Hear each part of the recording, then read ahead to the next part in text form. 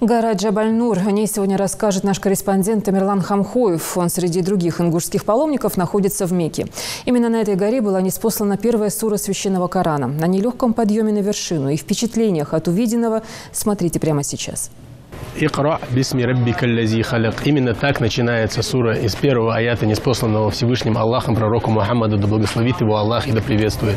Мы сейчас находимся в Мекке у подножия горы Джабаль-ан-Нур. Где именно это произошло? В пещере Джабаль-ан-Нур. Именно туда мы сейчас и направляемся.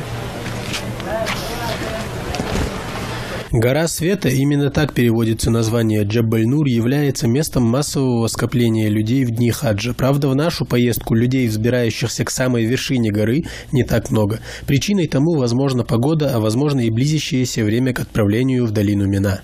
Мы прошли всего несколько десятков метров от начала лестницы, но уже достаточно сильно устали. И несмотря на то, что для паломников здесь сейчас созданы все условия, например, лестница, по которой можно с удобством подниматься, и бортики, на которые можно опереться, если вы немного устали, все равно это достаточно затруднительно. Теперь представьте себе, насколько это трудно было пророку Мухаммаду, да благословит его Аллах и да приветствует. В то время здесь не было ни лестницы, ни этих бортиков, на которые можно опереться, только голые скалы, и все равно пророк проводил здесь очень много времени, часто сюда поднимался, не желая проводить время с язычниками, которые собирались внизу. Небольшими группами в разброс по 2-3 человека паломники поднимаются к святыне ислама. Казахстан, Турция, Алжир, Россия, Тунис и многие другие страны. Хадж объединяет людей со всего мира. Да, из Истанбула я приехал сюда, первый раз, иншаллах.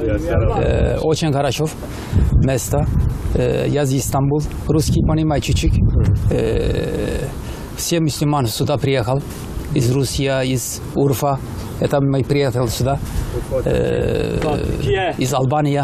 Я из Албании, из Турции живу. Очень хорошо место. Сейчас приехал назад. Не жарко? Как чувствуешь? Очень жарко. Проблем нет. Сердце хорошо за это. Как чувствуете себя? Что в сердце было, вот когда поднялись туда? Чувство? Не знаю.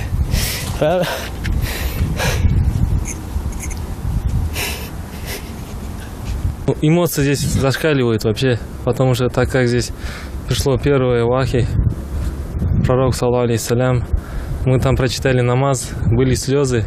И, конечно, хвала Аллаху, что нам дал такую возможность, что посетить такие священные места.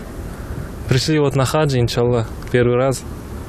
Первый раз это эмоции вообще зашкаливают. Конечно, слезы были, дуа, иншаллах. Всем ассаляму алейкум, братьям из Ингушетии. Пускай Аллах примет ваши намерения, ваши дуа, намазы, ваши садака, иншаллах, в этом священном месте. Когда ходишь здесь, внутри города, в мечети Аль-Харам, начинаешь понимать, что пророк Мухаммад, саллаллаху алейхи ва саллям, ходил здесь, читал также намаз, что мы наступаем на ту же землю, где он наступал, конечно, пробивают эмоции. Алхамдулилля, братьям из Ингушетии тоже желаю, чтобы хадж был принят, иншаллах. Привет всем из Казахстана. Нашу республику многие узнают, к вайнахскому народу относятся с большой теплотой. Национальное телевидение Ингушетии самое лучшее. Ингушетия, ассаляму алейкум. Вот, наконец, впереди остается несколько десятков последних ступенек. Вершина горы под нашими ногами, и теперь до нашей цели всего несколько шагов. Мало того, что сама пещера находится на труднодоступной горе, так и за несколько метров до подхода к ней необходимо преодолеть еще несколько препятствий. Но для паломников они несущественные. И вот мы практически прибыли. В этом месте своя особая атмосфера. Именно здесь, среди этих камней, был ниспослан первый аят священного Корана. Осознание этого факта не дает покоя. Уже завтра наши паломники должны отправиться в долину Мина. К сожалению, посетить пещеру Джабаль-Нур успели не все, однако для многих этот факт явится еще одним стимулом к тому, чтобы вернуться в эти прекрасные места. Поднявшись чуть-чуть наверх, можно окинуть взглядом практически всю Мекку.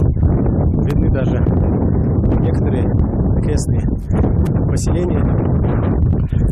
И вдалеке виднеется также торговый комплекс Зам-Зам и запретная мечеть. А в ночное время суток, когда здесь включаются ночные фонари, отсюда вид просто фантастический. Тамерлан Хамхоев, Исаак Азботов, Новости 24.